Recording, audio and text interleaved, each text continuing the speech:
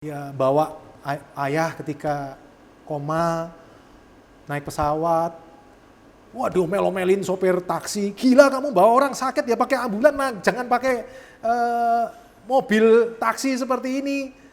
Wah itu kalau diinget-inget perjuangan-perjuangan dulu mah, wah itu traumatis sekali. Nah, properti pertama saya itu di Dan Mogot, kilometer 23. Saya dapat 3 ruko, 3 lantai, 900 juta. Hari ini pasif income saya dari minimarket 750 juta setiap bulan. Jadi apakah Pipo merasa bahwa kesuksesan sekarang juga dikarenakan bakti kepada orang tua? 90% iya.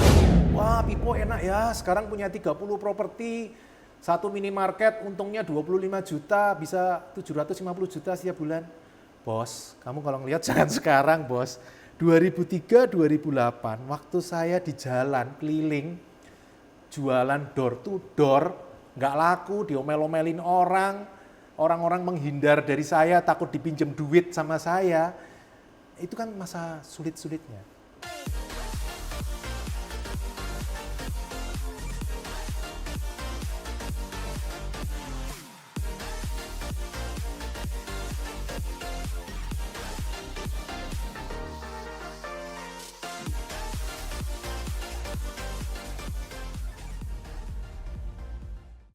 Perjuangan terbesar apa yang Pipo sudah pernah lakukan terhadap orang tua?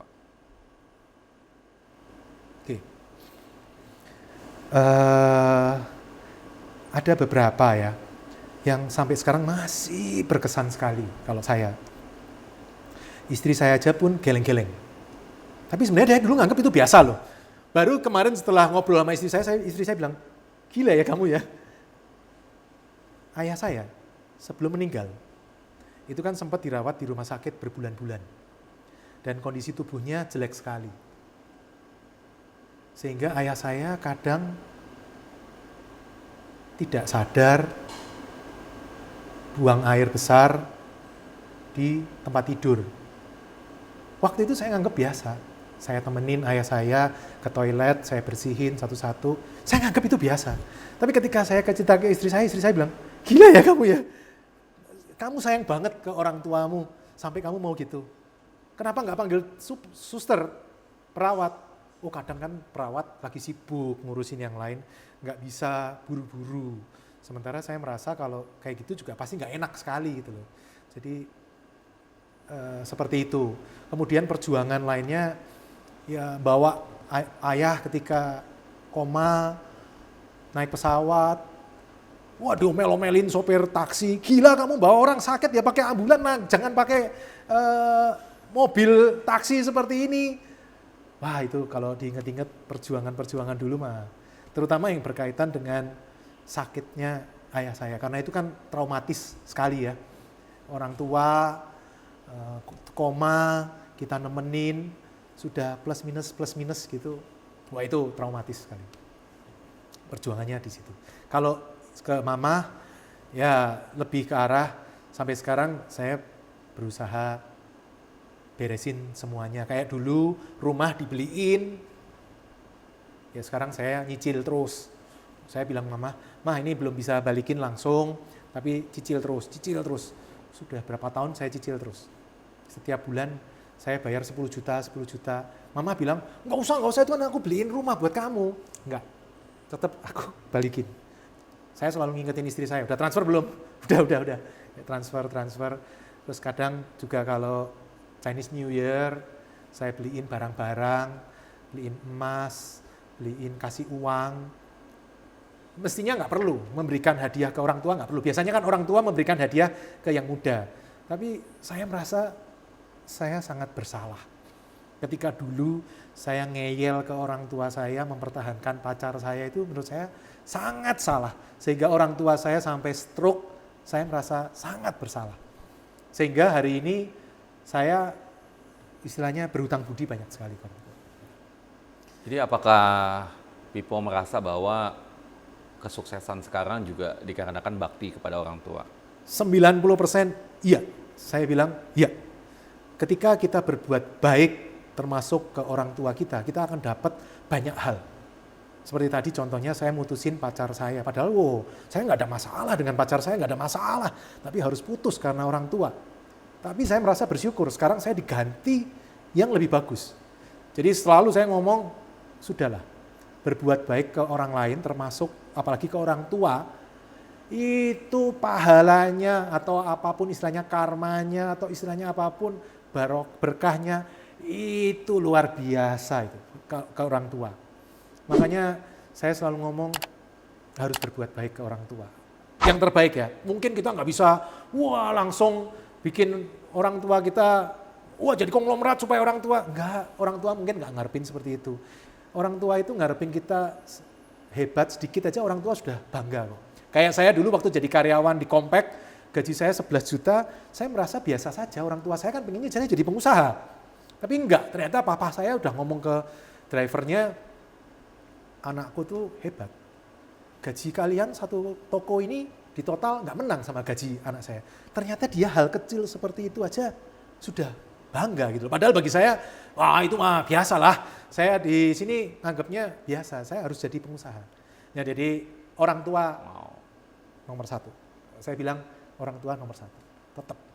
Dan properti pertama gimana tuh tahun 2008 ya? Nah sekarang mulai masuk properti nih. Kalau masuk properti ceritanya beda lagi ya kan, kita Jadi semangat. Jadi semangat. Oke, kita ngomongin properti. 2001 saya baca buku Rich Dad Poor Dad, Robert Kiyosaki. Terus saya bisnis sendiri. Karena saya merasa di buku itu kan ESBI kan ya, dari E ke S ke B ke I kan, dari employee ke self-employed, kemudian business owner ke investor. Kalau teman-teman lihat cash flow quadrant bukunya. Kemudian saya baca lagi tahun 2003, 2004 setelah resign, setelah bangkrut. Ini buku ini kok bikin saya bangkrut ya? Kenapa bukannya tambah kaya malah tambah bangkrut? Saya baca lagi buku ini, kan bukunya bestseller. Saya baca lagi. Ternyata buku Robert Kiyosaki, Rich Dad Poor Dad, tidak ngajarin orang bisnis sendiri loh teman-teman. Jadi kalau ada orang yang ngomong, saya bisnis sendiri karena buku Rich Dad Poor Dad, menurut saya salah. Dia ngomong ESBI, kiri dan kanan. Itu bukan E dan S, E kemudian S, kemudian B, kemudian I, bukan. E dan S, pindahlah ke B dan I. Kuadran kiri pindah ke kuadran kanan. Saya salah. Terus saya baca buku lagi, di buku itu dijelasin tentang properti. Cari rumah sewa yang income-nya lebih besar dari angsuran. Jadi kalau angsurannya 2 juta, cari rumah sewa yang sewanya 2 juta, lebih 1 rupiah juga nggak apa-apa. Pokoknya lebih besar dari angsuran. Wah, saya mikir enak juga ya kalau kayak gitu ya. Nanti propertinya bisa ngangsur sendiri, saya nggak modal, bisa punya banyak properti. Wah, saya coba cari coach. Rumah sewa yang income-nya lebih besar dari angsuran. 2 tahun saya nyari. 2003, 2004, 2005, nggak nemu ternyata. Nyarinya gimana? Nyarinya dari iklan koran. Zaman dulu iklan koran ya, belum ada internet ya. Ada internet tapi belum ngetop lah. Dari koran satu-satu, datengin satu-satu, tanyain, teleponin, nggak nemu. 2 tahun. 2 tahun. 2005 waktu saya mau merit, saya datang ke tempat pacar saya, dia ngekos di daerah Karet. Saya lihat, ada orang punya kosnya kamarnya 200 kamar. Jangan-jangan ini income-nya lebih besar dari angsuran, saya waktu itu mikir. Kalau gitu tinggalin rumah sewa, nyari rumah sewa nggak bisa. Nyari sekarang kos-kosan dan kontrakan. Kemudian saya bandingin. Caranya nyari, iklan koran dipotongin, diteleponin, kemudian Sabtu Minggu didatangin. Yang bagus-bagus didatangin. Berdua tuh, saya sama istri saya. Berdua sama istri saya, sampai istri saya sampai saat ini ahli juga kalau properti. Dia ngelihat properti bisa langsung tahu. Kira-kira 700 juta lah ini. Kira-kira 2M lah. Karena kita dulu tiap minggu itu selalu cari properti. Pacarannya tadinya di toko klien kalau dulu, zaman dulu. Kalau sekarang pacarannya di tempat properti ya kan, sambil cari properti, sambil lihat, wah ini bagus nih, kita datengin. Nah itu ketemu ternyata. Ketemu kontrakan yang income-nya lebih besar dari angsuran. Jadi bukunya Rich Dad Poor Dad itu akhirnya saya bisa ketemu. Ini di Indonesia.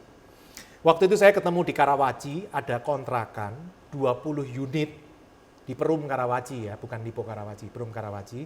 20 unit, 2 lantai, per bulan 550.000. Jadi kali 20 full waktu itu 11 juta income-nya. Harga kontrakan itu 550 juta. Tadi 550.000 kali 20 jadi 11 juta income-nya. Harga propertinya 550 juta. Cicilannya kalau di kredit KPR kira-kira 7 juta. Jadi bayar 7 juta tapi dapat 11 juta. Enak loh itu. Bisa ngangsur sendiri. Mau 10 tahun, 20 tahun nggak apa-apa. Yang penting dia ngangsur sendiri nggak apa-apa, ya kan? Nggak usah pusing. Dibeli nggak, Coach, waktu itu? Pengennya kan dibeli. Pengennya mau. Yeah. Wah, saya mau nih beli properti ini. Langsung ke bank. Sesuai buku Rich Dad Poor Dad.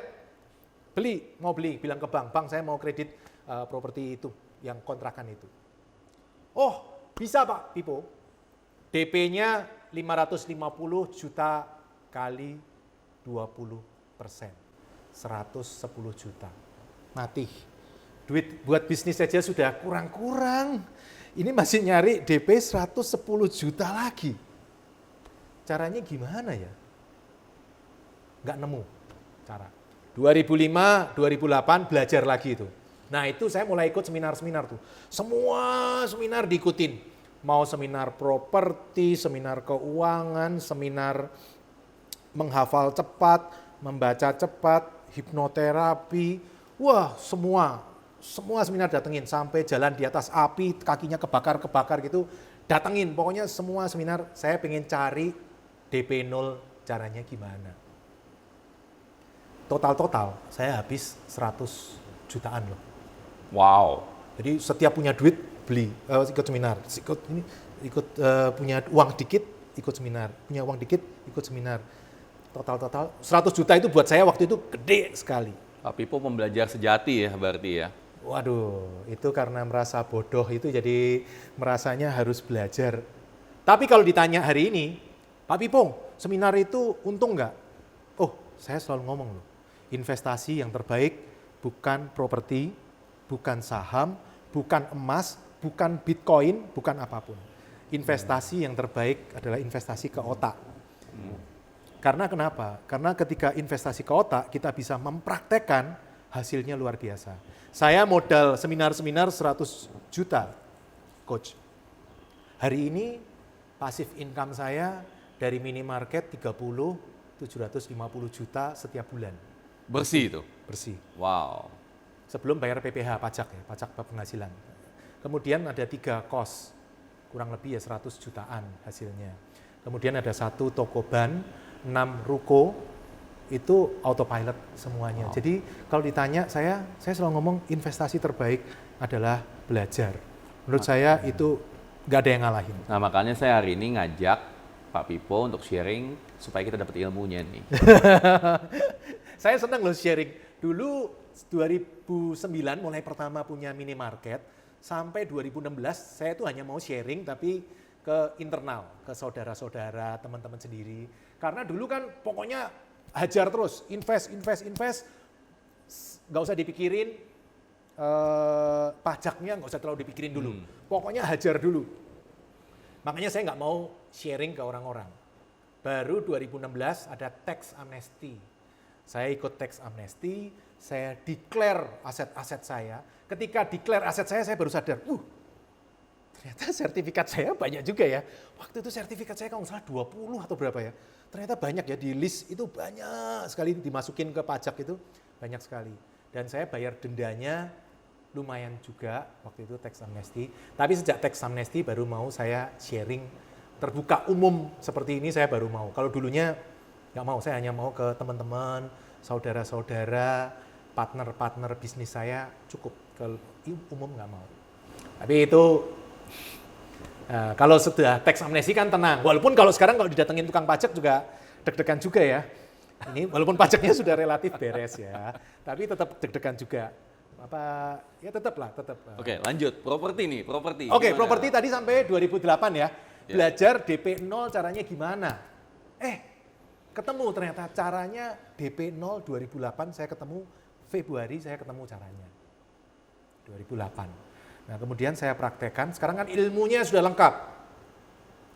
Cari properti yang ada passive income-nya. Supaya bisa invest tanpa modal.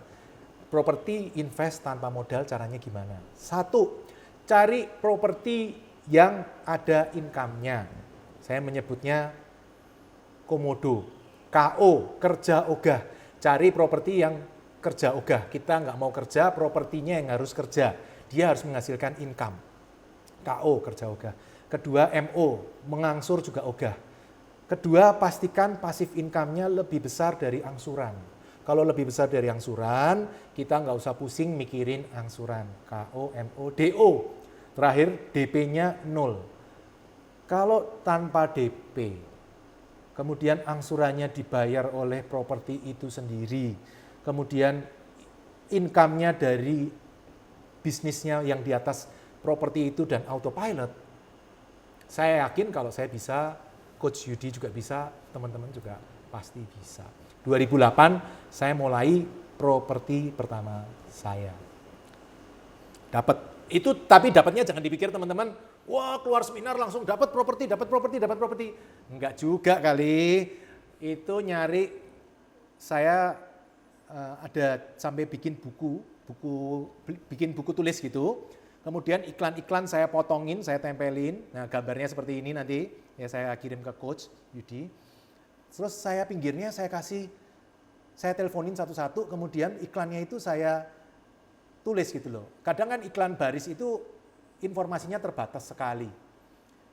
Nggak ngerti jumlah kamarnya berapa, harga per kamar sewanya berapa, harga propertinya berapa, SHM, HGB atau AJB atau apa surat-suratnya. Kan nggak ngerti jalan di depannya 2 mobil atau enggak. Karena kalau enggak 2 mobil kan nggak bisa kredit, nggak bisa KPR, harus 2 mobil. Nah, saya sampai 3 buku tulis tuh. Saya teleponin satu-satu, yang bagus baru saya cari. Kira-kira properti itu 110-31 rumusnya kan ya. 100 properti yang dilihat. 10 yang ditawar. 3 yang deal kemudian di KPR-in, akhirnya nanti 1 yang benar-benar jadi. Jadi 110-31. Intinya teman-teman itu bukan angka pasti juga. Nanti properti yang ke 100 pasti bagus. Enggak juga gitu. Cuman pengen ngasih gambaran bahwa nyari properti itu harus banyak. Pilih yang terbaik dari yang terbaik. Jangan baru lihat, wah properti ini bagus. Enggak teman-teman. Lihat 100 dulu baru putusin. Kalau saya dulu malah lebih dari 100 kali. Mungkin hampir 200-300 properti baru akhirnya ketemu satu properti yang benar-benar bagus. Nah itu tahun 2008. Ngedatengin propertinya 300 properti atau hanya ngelihat 300 properti? Yang benar ngelihat 300 properti. Tapi kan nggak mungkin di Jakarta ngelihat properti 300. Jadi waktu itu saya bikin sistematis. Sistemnya seperti apa? Sistemnya adalah semua properti saya bikin skor. Skornya harus di atas angsuran. Angsuran itu kira-kira kan 1% dari hutang. Jadi kalau properti 1 miliar, itu kira-kira angsurannya pasti 1% dari harga pokok utangnya. Pokok utangnya 1 M, ya kira-kira angsuran 10 juta lah. Pak, berapa lama Pak? Ya sudahlah pilih yang paling panjang aja, kalau bisa 10 tahun, 10 tahun, 20 tahun, 20 tahun, kalau bisa 100 tahun, 100 tahun. Yang penting kan awal-awal. Nanti kan income properti itu dengan berjalannya waktu dia akan naik. Biasanya akan naik, sewanya naik, harga propertinya naik dengan berjalannya waktu. Jadi yang paling susah adalah awal-awal. 1%. Jadi harga properti angsuran kira-kira 1%. Nah properti itu saya bikin sistem setiap kali saya telepon, saya tanya income-nya berapa sebulan. Kalau dia nggak ngerti income-nya, ya jumlah kamarnya berapa, per bulan bayar berapa, keisi berapa. Dapat income-nya dibagi dengan harga properti. Skornya berapa? Apakah skornya lebih dari 1% atau enggak? Kalau enggak lebih dari 1%, tinggal. Saya nggak mau lihat. Kalau lebih dari 1%, minimal 0,8% lah. Maksudnya mendekati 20% kurang dikit masih oke kan. Nanti kan bisa ditawar propertinya. Nah itu saya masih oke. Jadi skornya 0,8% ke atas. Nah baru saya datengin. Jadi saya dari 300 bisa saya pilih-pilihin sehingga mungkin yang didatengin nggak perlu 300-nya tapi ya 50 properti yang didatengin cukup. Karena sudah ada kriteria yang jelas. Jadi kerja keras ya? Wah, nyari properti pertama itu kerja keras. Saya masih ingat, saya 3 bulan nyari nggak ketemu, nggak dapat. Yang skornya bagus nggak dapat. Jelek, katanya bagus datengin ternyata jelek. Datengin, wah ternyata di dalam gang. Datengin ada yang rumah hantu. Wah pernah datengin itu di daerah Pasar Baru tuh saya pernah datengin sampai sih ingat tuh. Susah. 3 bulan nggak ketemu, tapi untungnya, nah ini ada untungnya. Kalau ketika kita punya komunitas yang saling memberikan semangat, itu bagus. Waktu itu ada teman saya yang memberikan semangat ke saya. Pak Pipo, dia sudah punya satu kos di Jalan Kartini. Jadi kalau dia ngasih semangat ke saya respect ke dia ya kan. Sampai sekarang saya masih teman, namanya Pak Gunawan. Halo Pak Gunawan, kalau Pak Gunawan nonton ya, thank you ya. Saya gara-gara semangat dari Pak Gunawan, akhirnya saya hari ini punya properti. Dia ngomong ke saya, Pak Pipo nyari kayak gini, nggak perlu tiap hari dapat Pak Pipo. Nggak perlu 3 bulan dapat, 6 bulan dapat 1, setahun dapat 1 sudah cukup. Setahun 1, 20 tahun itu dapat 20 properti loh Pak Pipo. Jangan dipikir buka koran langsung dapat properti, enggak. Setahun 1 nggak apa-apa. Saya cari-cari lagi, baru bulan kelima saya dapat properti pertama. Properti pertama saya itu di Dan Mogot, kilometer 23. Saya dapat 3 ruko, 3 lantai, 900 juta. Itu murah. Saya udah hitung-hitung, kalau dijadikan kos, waktu itu saya mikirnya cuma kos. Belum Indomaret, mikir kos. Kalau jadiin kos ini bisa 28 kamar, per kamar anggap 500.000, 700.000, ada yang 500, yang 700, ada yang 1 juta. Itu bisa dapat 18 juta sebulan. Cicilannya 900 tambah 300 buat renov, 1,2 M pinjamnya, cicilannya paling 15 juta. Jadi dapat 18 juta, nyicil 15 juta. Oke, deal. Bayar, saya kasih tanda jadi 10 juta ke orangnya, saya minta waktu 1 bulan. Pak, Bu, saya minta waktu 1 bulan untuk KPR ya. Terus saya ke bank, langsung 6 bank, supaya cepet ya kan, maju ke 6 bank, minta KPR. Ternyata 6 bank, berapa yang diterima? Belum 0, jangan-jangan. 0, bener 0. Jangan dipikir gampang teman-teman. 0, saya dari 6 bank itu nggak ada satupun yang oke saya. Karena waktu itu juga bangkrut kan ya, jadi bisnis susah. 6 bank tidak ada yang oke. Diomel-omelin tuh sama yang jual properti. Gimana sih Pak Pipo? Sudah banyak orang yang kesini mondar-mandir, appraisal mondar-mandir. Katanya 1 bulan mau dibayar KPR-nya, mana sampai hari ini nggak ada pembayaran ke kita, cuma tanda jadi yang pertama itu. Aduh minta maaf Om, Tante, saya minta maaf.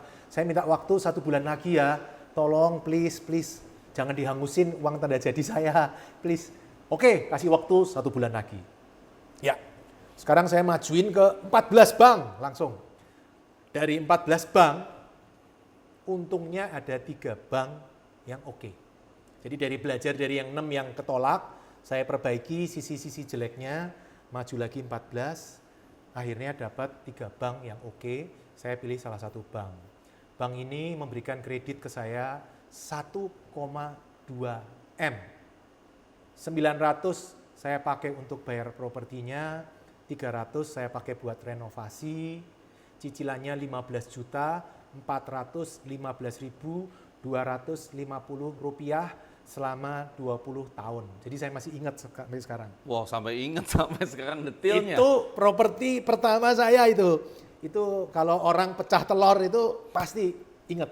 Karena itu adalah properti pertama. Nah kemudian jalan, bener.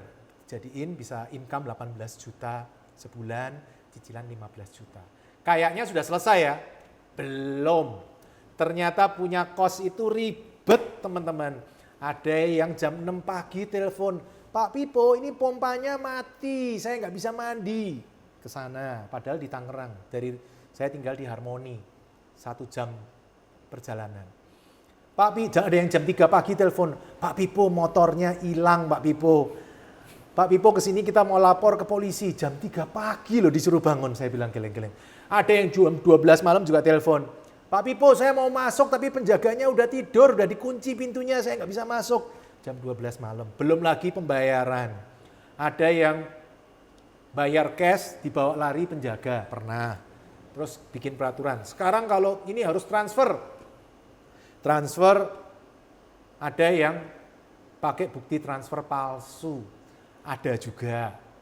Terus ada juga yang nggak mau bayar. Saya nggak mau bayar Pak Pipo. Pak Pipo mau apa? Pak Pipo mau ngusir saya bakar ini kosnya, saya bakar. Saya nggak takut mati bakar kos ini. Saya mikir gila juga ya saya kalau ketemu orang kayak gini. Badannya tato-tato semua gitu. Orang kalau ngomong kan, ya makanya dicek, sebelum masuk dicek, dia orangnya kayak apa. Emang kalau badannya tato-tato caranya tahu gimana? Apa kita intipin satu-satu bajunya gitu kan nggak bisa juga ya kan. Kalau sudah keluar masalah baru dia keluar tatonya, keluar semua.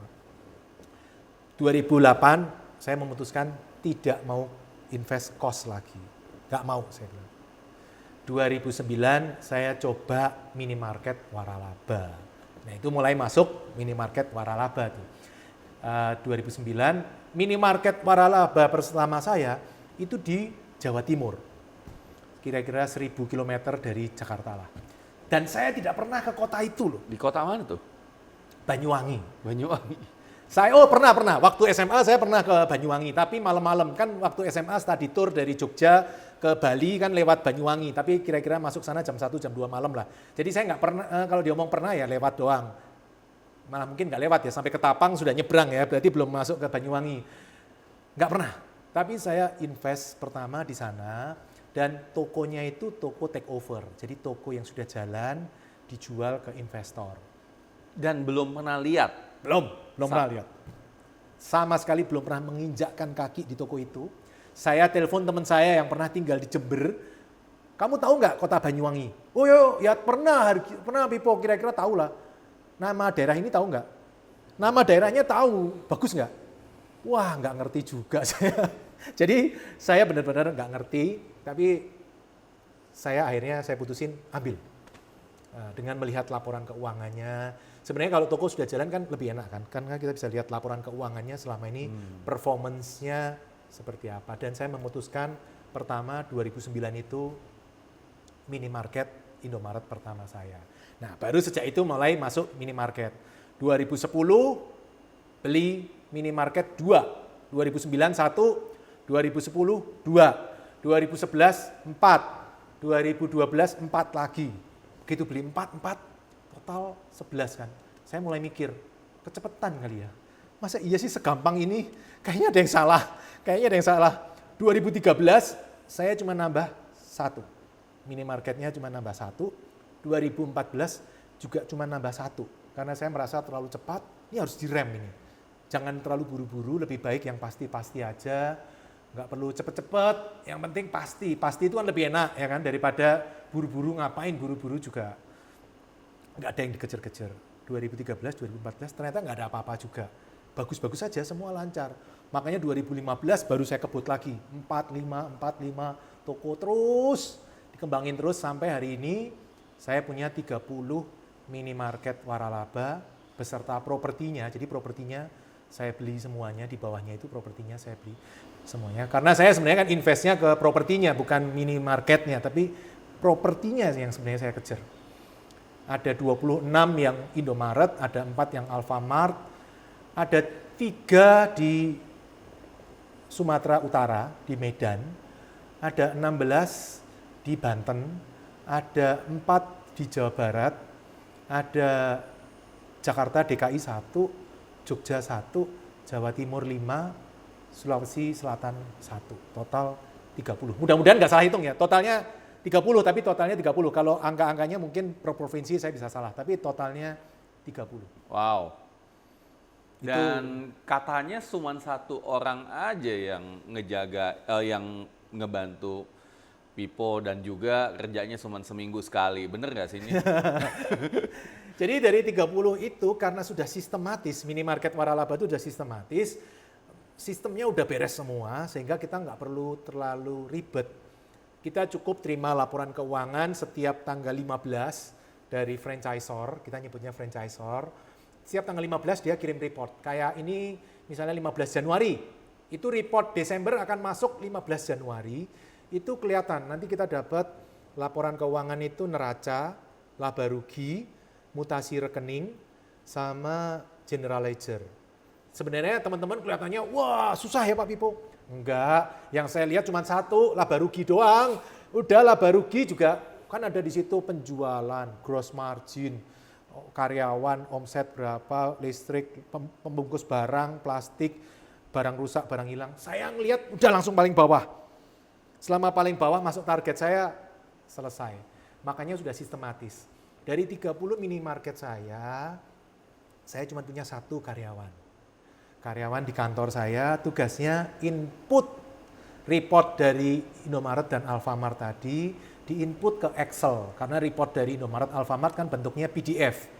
PDF itu kan sulit dibacanya, nggak bisa tiap bulan gitu kan nggak bisa. Saya lebih senang dalam bentuk Excel, sehingga saya punya catatan dari tahun 2010 sampai hari ini, saya punya catatan setiap toko pembukuannya ada semua. Tugasnya staff saya satu admin itu cuma nginputin dari PDF ke Excel. Itu nanti kalau saya sudah ketemu PDF to Excel aplikasi yang sistemnya cepat, mungkin dia cuma udah, jadi sekarang udah tugasnya cuma tinggal satu kali, nerima surat kali, nanti berikutnya udah cuma terima email doang. Jadi cuman butuh satu, dan itu nganggur. Dia cuman kerja tanggal 15 sampai tanggal 17. Tanggal 15 semua report masuk, diinputin sama dia. Tanggal 17 sudah dikirim ke saya, udah selesai, sudah saya bikinin Excel, di bawahnya sudah saya kasih indikator-indikator, karyawan, biaya maksimal sekian, listrik maksimal sekian, sudah muncul. Nah kalau dia merah, kan pakai Excel gampang tuh, tinggal pakai conditional formatting, begitu angka lebih dari ini merah, begitu angka kurang dari ini biru, sudah langsung muncul. Saya udah tinggal minta dia tanyain, yang merah-merah kamu tanyain, CC ke saya emailnya, sudah selesai. Sebulan sekali? Sebulan sekali. Oh, dia cuma kerja 2 hari doang, paling 15 sampai 17, setelah itu nganggur. Makanya saya kasih kerjaan-kerjaan yang lain, karena menurut saya cuma 2 hari selesai. 30 toko, dan saya yakin sampai 100 toko kayaknya masih bisa, kalau cuma satu orang masih bisa. Karena cuma input dari Excel, dari PDF ke Excel. Bahkan mungkin nanti akan saya cariin mungkin software yang bisa PDF to Excel, udah lebih enak lah gitu dia. Tinggal ngepas-ngepasin kolomnya, enter, selesai. Jadi bisa. Kayaknya mudah sekali ya. Tapi tantangannya pasti ada nih. Nah pertanyaannya apa sih yang biasanya orang nggak tahu yang mereka perlu cari tahu buat invest properti? Kalau saya ngelihat beberapa yang misunderstanding orang-orang. Ada satu, orang merasa bahwa properti itu invest duitnya harus banyak. Wah 2 miliar Pak, berat. Enggak, properti itu bisa tanpa modal. Contohnya saya, prinsipnya gampang teman-teman, prinsipnya gampang. Saya nyebutnya komodo tadi itu loh. Kerja ogah, berarti cari properti yang membuat kita ogah kerja. Tapi dia punya income. Kalau dia punya income, propertinya ini bisa masuk yang kedua, MO, KO, MODO. MO, mengangsur juga ogah. Kita beli pakai KPR, pakai kredit, jadi kita nggak keluar duit. Tapi bank yang keluar duit. Tapi bayarnya gimana? Bayarnya dari income properti itu. Properti itu harus menghasilkan income yang lebih besar dari angsuran. Apa aja sih properti yang menghasilkan income? Banyak. Bisa rumah sewa, tapi saya cari rumah sewa itu kecil income-nya. Apartemen, tapi juga apartemen mungkin 5-7%. Ya kurang-kurang dikit ya dibanding KPR. KPR kan 6-10% ya. Kalau apartemen itu 5-7, mungkin ruko sewa, mungkin kos-kosan, kontrakan. Walaupun sekarang saya anti kos-kosan karena menurut saya ribet. Kos saya sekarang dikelola operator. Jadi saya kalau saya punya 3 kos. Itu karena dikelola operator ya. Jadi, tapi income not bad. Kontrakan, itu juga bisa. Minimarket, waralaba seperti saya, itu bisa juga. Kemudian, saya juga ada satu toko ban. toko ban ada, toko ban motor, itu dikelola oleh operator juga, nggak pusing. Terus ada juga, saya pernah lihat tempat parkir. Tempat parkir itu ternyata juga bisa teman-teman. Ya kan income-nya menghasilkan, kalau terutama yang punya properti-properti di dekat perkantoran, kalau parkir di kantor kan mahal. Ya mungkin di tempat kita tanah kosong, tinggal dikasih gardu satu buat jaga, itu bisa. Kemudian WC umum, saya juga pernah ngelihat teman saya di Jogja. WC umum Pak, di Malioboro. Saya bilang, gila ya ini bisa pasif income juga ya kalau caranya kayak gini ya. Memang kelihatannya nggak enak ya WC umum, tapi kalau dilihat duitnya, wah ini enak juga ini saya bilang. Tinggal kerjasama mungkin dengan perusahaan cleaning service untuk dia yang beresin, tinggal kita yang mengelola ya kan, cari lokasi itu bisa. Terus yang saya lihat tempat parkir, saya lihat jalan tembus itu juga bisa loh. Saya itu dari dulu terinspirasi. Ada satu di dekat Kelapa Gading sini, antara Kelapa Gading dengan Sunter. Betul. Ya, Iya. itu jalan tol kecil-kecilan itu saya bilang, jalan tol kecil-kecilan. Jadi teman-teman yang di luar kota, dari Sunter ke Kelapa Gading itu dekat. Tapi harus muter ke apartemen Geraha Kirana apa itu ya. Dan macet tuh. Macet. Nah banyak orang yang ngambil jalan tembus. Nah jalan tembusnya ini dikuasai satu kompleks perkantoran. Betul. Setiap masuk 2.000, 5.000, 2.000, 5.000. Saya bilang ini jalan tol kecil-kecilan ini kalau kayak gini. Mungkin di tempat lain, di tempat teman-teman ya, siapa tahu ada yang punya jalan tol juga. Mungkin dari sini ke sini deket Pak, tapi harus muter. Loh saya punya tanah di sini Pak. Atau mungkin punya tanah di sini. Ya sudah kongsian sama temennya yang di belakang, yuk kita bikin jalan tembus yuk. Yang lewat bayar Rp1.000 gitu kan, lewat gitu kan. Jalan tol kecil-kecilan ya. Jasa Marga Junior lah, ini masih latihan dulu. Tapi bisa juga. Intinya cari properti yang ada income-nya dan income-nya harus lebih besar dari angsuran. Nah, nanti salah persepsi juga orang ngomong, loh kalau lebih besar dari angsuran kenapa dijual Pak sama dia? Ngapain? Belum tentu loh. Bisa jadi dia nggak paham cara ngitung. Bisa. Bisa jadi dia kepepet karena mungkin ketipu sama orang bisnis, akhirnya terpaksa properti yang paling bagus dia jual. Karena kalau properti yang jelek dijual nggak ada yang laku, nggak ada yang mau. Dia jual properti yang menurut dia bagus ini, tapi memang terpaksa harus dijual. Contohnya banyak lah teman-teman, nanti teman-teman carilah, nggak enak lah ini suasananya ya. Kemudian atau bisa juga dia merasa investasinya terlalu lambat. 2008 mungkin ya, 2010 waktu awal-awal saya cari properti, saya pernah nemu kos-kosan di daerah Dwi Warna, Jakarta Barat.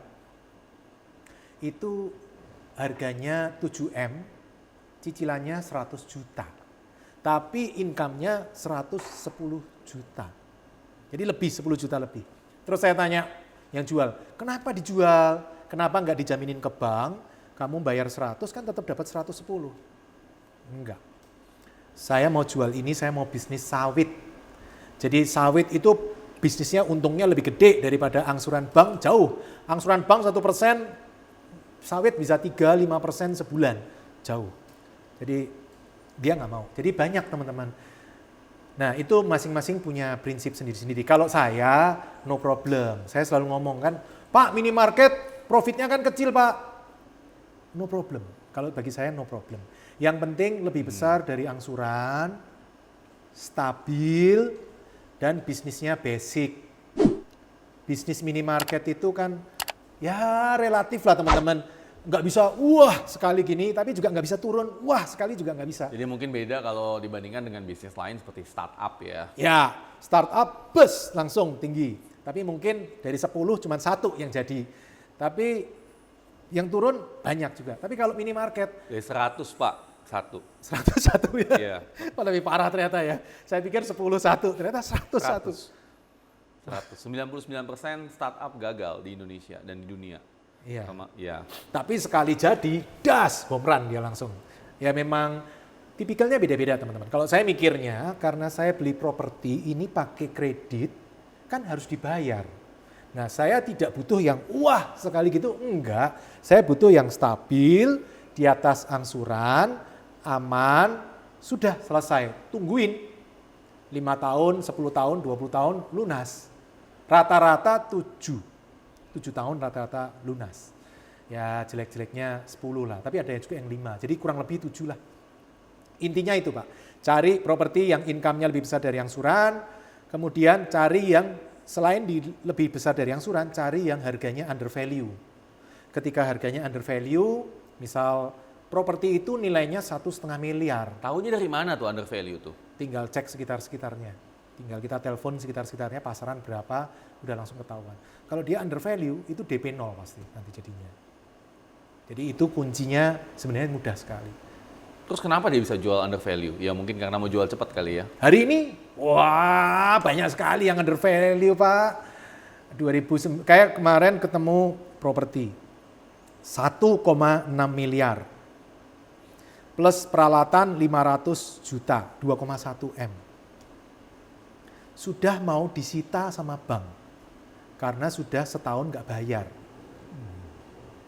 Ditawarin ke saya sama bank itu, Pak Pipo kan senang minimarket, ini ada minimarket mau kita sita nih Pak Pipo. Harganya orangnya minta 1,6, terus ganti rugi peralatan ke franchisor 500 juta, jadi 2,1 M.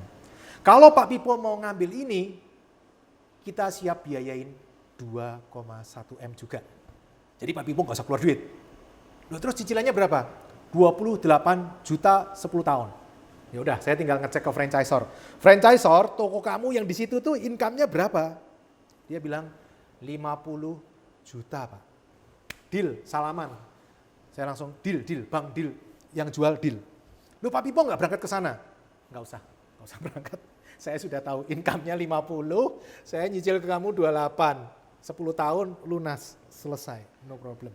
Deal. Tapi kenapa dia nggak bisa bayar cicilan kalau memang income-nya 50 Dia juta? ngomong ke saya, dia ketipu.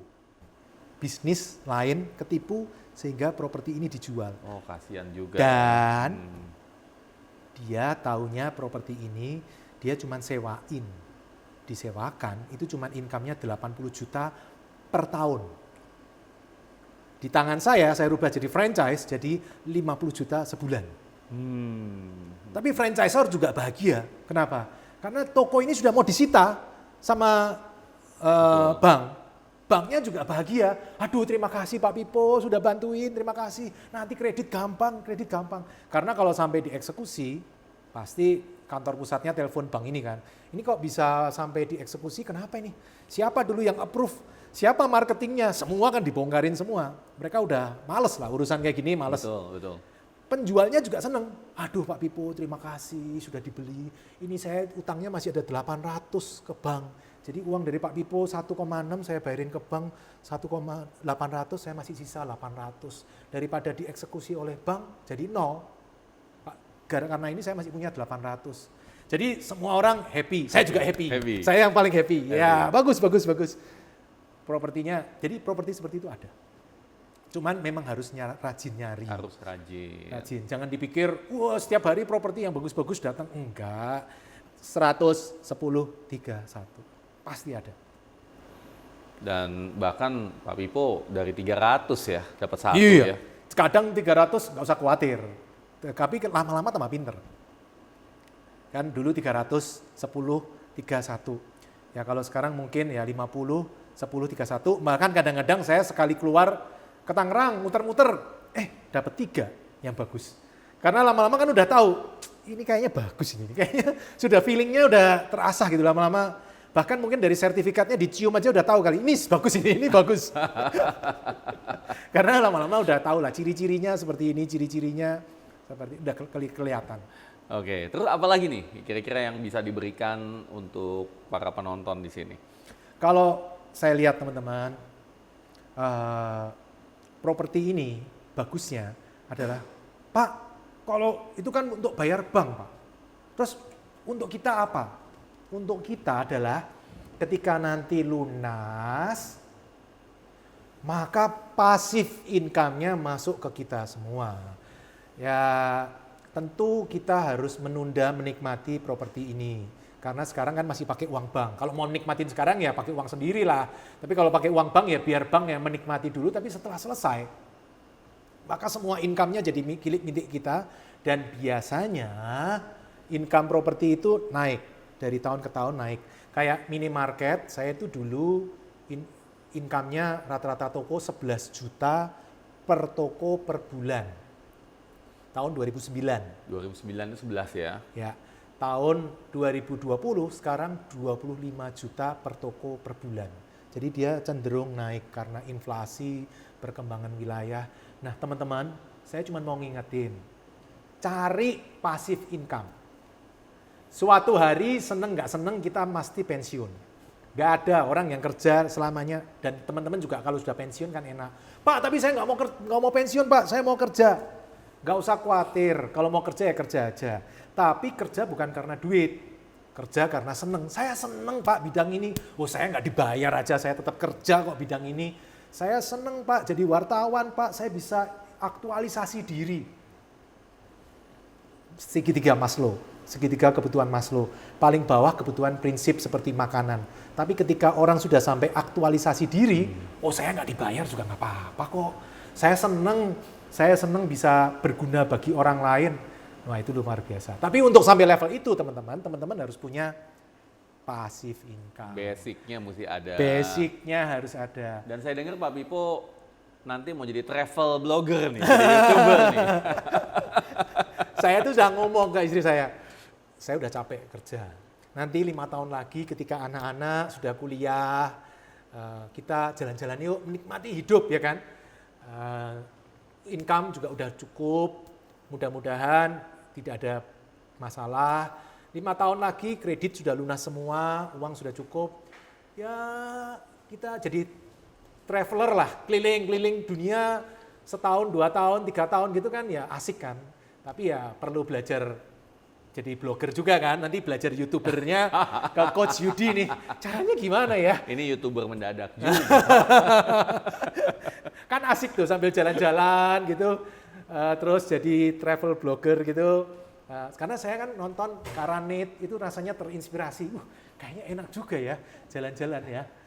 Walaupun kemarin Karanit juga sempat ngomong kan, jangan kamu kira enak loh jalan-jalan. Jalan-jalan itu ketika sudah jadi setiap hari, itu juga jadi nggak enak lagi. Karena udah jadi kerjaan. Iya, ya. jadi mungkin grafik kenikmatan itu kan titik tertentu dia akan datar. Cenderung udah nggak bisa plus lagi. Mungkin punya jalan-jalan ke luar negeri pertama asik, jalan-jalan ke luar negeri lebih asik, jalan-jalan ke luar negeri ketiga lebih asik.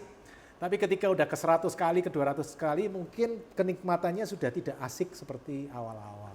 Tapi nggak apa-apa, mesti dicoba dulu, cari pengalaman dulu. Setuju. Nah kalau kita tanya, apa sih sebetulnya kunci sukses dari seorang Pipo Hargianto?